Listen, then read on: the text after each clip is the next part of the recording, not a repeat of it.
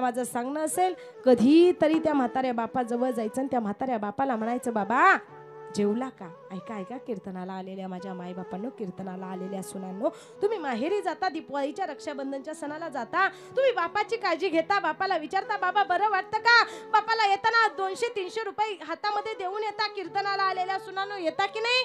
येता. बापाला विचारता बाबा तुम्हाला बरं वाटतं का? पण कधीतरी आपल्या घरात असणारा सासरा सुद्धा आपला बाप आहे हे तुम्हाला समजता आलं पाहिजे रे. आणि त्या सासऱ्याला सुद्धा आपल्या सुनेला लेकीप्रमाणे समजता आलं पाहिजे.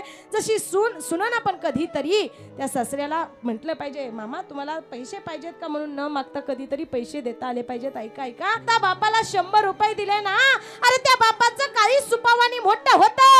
अख्ख्या गावामध्ये तो म्हातारा बाप जातो आणि अख्ख्या गावाला ओरडू ओरडू म्हातारा बाप सांगतो, अरे माझ्या सुनानं, माझ्या लेकीनं, माझ्या दादानी मला न मागता 100 रुपये दिले. काय आनंद त्या म्हाताऱ्या बापाला वाटतो हो, फार आनंद वाटतो म्हाताऱ्या बापाला. जेवलं का जरी विचारलं ना त्या सुनानं, त्या लेकानं, त्या लेकीनं, बाबा तुम्ही जेवला का, तर बापाला आनंद वाटतो की माझा लेक, माझी सून मला जेवलं का विचारते. एवढा आनंद त्या म्हाताऱ्या माय बापाला वाटतो. न मागता कधीतरी त्या बापाजवळ जा, त्या बापाला बोला, बापाला समजून घ्या.